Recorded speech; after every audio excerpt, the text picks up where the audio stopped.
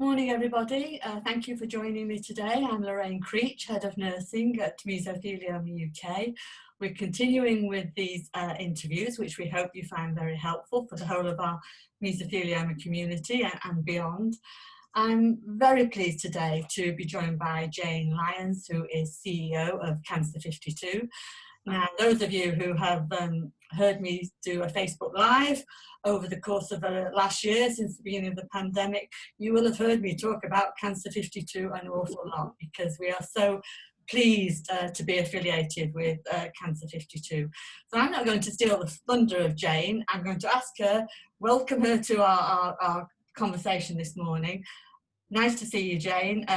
You're just a brilliant chairperson, I know, through meetings. So it's nice to have this sort of like social bit of a take on us today. So can you tell us about Cancer 52 and how it was established? Yes, of course.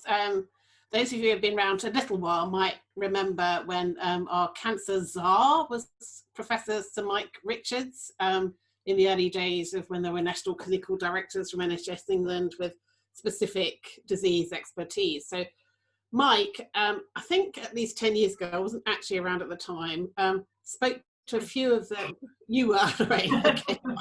I mean, I wasn't in the Cancer 52 zone. I think I was already in the cancer zone, but not in the actual Cancer 52 zone. But he said to quite a few, I mean, a handful, like a dozen or so of the rare and less common cancer charities, that they were going to have to kind of work together better or more so that they could get their voice heard, because he and others, I mean, he didn't put it quite like this, but yeah, there's a lot of cancer charities in this sector and they can't all have, you know, their voice heard at the highest policy making level, because there just are too many nuances, too many things to speak to.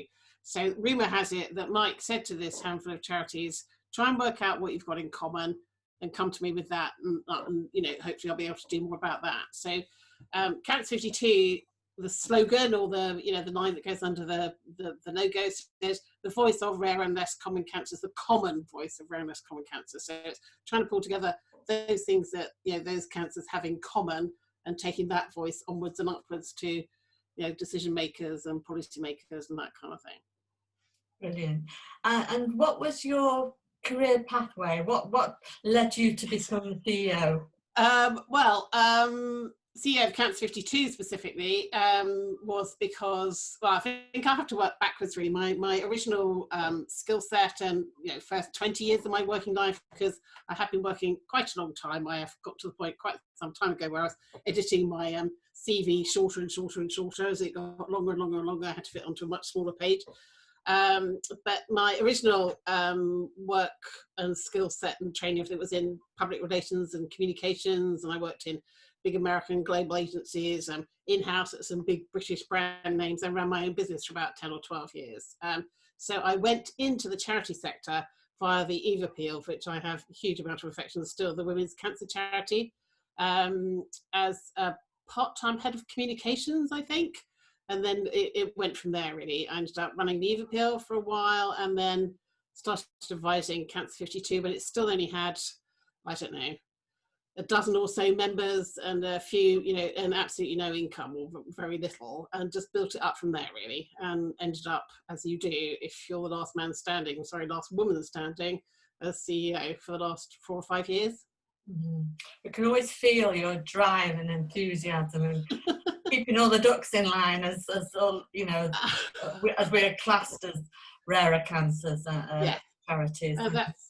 That's very kind. I am an oldest girl. I've run businesses, I've run teams, and I think collaboration is the key there. So exactly. Trying to pull people along in the same direction, I would say, is a great thing to do, and I do like doing that, and I'm glad it's been noticed. Yeah, I think, you know, we can feel as the charities involved that it is so beneficial to be under the umbrella. We've got different issues, we've got like issues, but to get our voice across is obviously really important, and Cancer 52 does such a brilliant job of that, and representing the charities and the patients, really, which is obviously vital. Oh, what would you say is your vision for Cancer 52 going forward? Well, I think the vision for Cancer 52 and we do revisit this every now and then, despite the fact I think we've all had a very far-fighting year, like we've just done what we need to do and run on to the next thing, is always about trying to make that voice heard and trying to make sure that our members, of whom Mesothelioma UK is a great one, to make sure that they have as much information and we can empower you as much as possible and share as much as possible. I don't think any of that has changed, really. I think it's still the vision, but the power and the level at which we do it needs to keep building, and needs to almost be more important now, because there is, as we all know, so much pressure on the charitable sector in terms of, demands on resource, because we all want to do as much as we possibly can to support people with around those common cancers. And that means people like you, Lorraine, I'm sure have worked however many extra hours. I know you and I have joked about our hourly rates probably down to, I wouldn't like to say, because the number of hours we're putting in against what we're earning. That's not the point. We just want to support those people. But the key to doing that is to making sure you're in the right place as much as you can at the right time. And we need to defend the sector as well. Now, I do think that's a new position, a newer position for Cancer 52, in that, I think our roles as charities needs to be better acknowledged, because it didn't do well in terms of support from government and that kind of thing in the pandemic. It wasn't viewed as a priority, yet the charities that support people, patients, support the NHS, like frontline. So, this is a case we've got to argue as well. So to continue with some themes, which is to make that voice heard. So always trying to get to the right place to write tables and get that voice heard, but also add into that, I think, a bit of sector defence now is a new one. Mm-hmm. And I think I can feel when we're talking to government bodies that there's that respect for you, and that respect then filters down through the charities and what we're trying to do. So I think, I suppose what I'm trying to say, that we're better together, aren't we? Definitely. There is no room for us to all do it separately. For us, that's the actual start point, and that, the start point that Mike Richards came to with a few charities with 10 or so years ago, that hasn't changed. There isn't room for everybody in this sector to talk separately to people. So if we can manage to pull that voice together, strategically at the right time, that kind of thing, then it will be better for all of us. But it is, as you've noticed, a difficult balance occasionally to tread.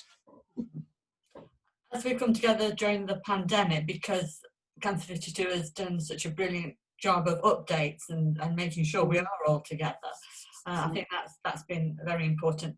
And the links with patients and getting them to help us, for example, on the Help Us, Help You campaign. And I think that's brought the patients in as well. Have you got any top tips for patients at the moment? Well, I think, touch wood, I haven't been a patient. I've been very close to people who have, but for rare and less common cancers particularly, I would say, if you have the energy, and it's the way you go about things, there's no one way of doing these things, but the charities that are out there are fantastic, and they can help an awful lot. So do seek them out if if that's how if that's your way of doing things. I'm very wary of telling people with cancer how to do things, because I don't think there is any one way. I think if you're that way inclined, do seek out the charity that knows about your cancer. They will be fantastic. You can then bring an awful lot to that party, because Lorraine's very kindly talked about how well we've managed to take that voice onwards, or represent the sector, or represent people with rare and less common cancers. But we can't do that without talking to our member charities, and they can't take the voice on without talking to patients. So everybody, government, industry, wants to put the voice or the patient at the heart of what they do.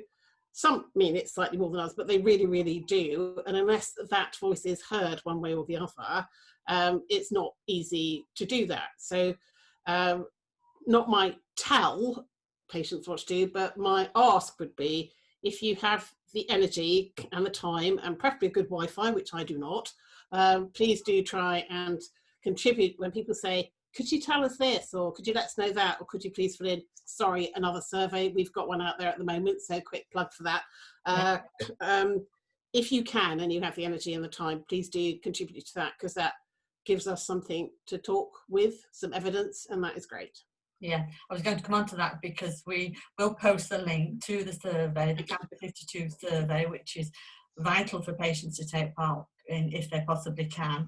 And the data will be collated, and if Mesothelioma UK have over 20 responses, then we will get a data share, and that helps us to take our services forward. So please, if you can do that, as I say, the link will be put on social media, so if you can do that, very grateful for that. I think the continuum of what we're saying about the charities coming together with the patients, and the sort of like what we've been working for, like the Keep Up with Cancer campaign has been important. And I think what that's brought to me is the importance of the supply chain as well, that, you know, we're obviously trying to help patients, but we need to be informed about the difficulties in the pathway. So it's been a massive undertaking over this year to have that sort of lateral thinking. I think, well, what you're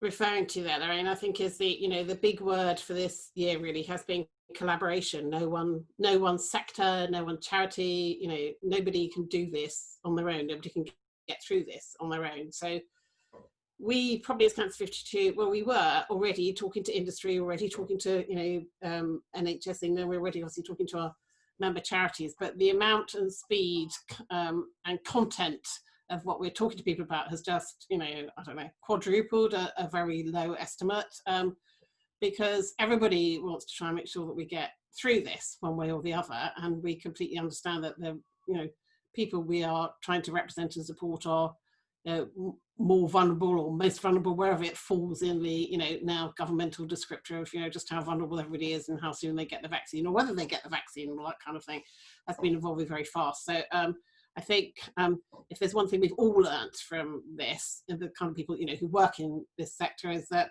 collaboration is the key. You have to work with all sorts of people and try and make everything move together, because otherwise you'll trip over something. And things are moving much faster than they used to. There's some things that have happened in not quite 30 seconds flat, but you would never have assumed that things could move that fast, but they have. So we're all living in unprecedented times, not good ones, but there are some learnings to be made. And in fact, the fact that we work together so well now, we never used to do much because we were London centric and you're not in London, but all this Zoom technology we've all had to embrace means we now work together much better than we ever did before. So well, that's absolutely fabulous. I'd like to thank you so much for joining me today. Thank you for all that you do, and Cancer 52 and all the Cancer 52 members. As you say, collaboration is the key, and I think we're better for it, and we'll carry on doing what we possibly can for people with rarer cancers. So great to speak to you today. Anything you'd like to add before we finish? Well, just to say, and I know this is sounding a bit mutually whatever, but you do have a great team. I've been so impressed by everybody that I've come across on Mesothelioma UK, and we weren't particularly exposed to you before, and I've been so impressed by everybody on your team, Lorraine. So if you could reassure the people that you support that they're in the very best of hands. That's kind of you. Thank you. Take care. I'll see you in the next day or so on our next update. Tomorrow. Tomorrow. Cheerio and bye for now. Thank you. Thank you very much. Bye. Bye.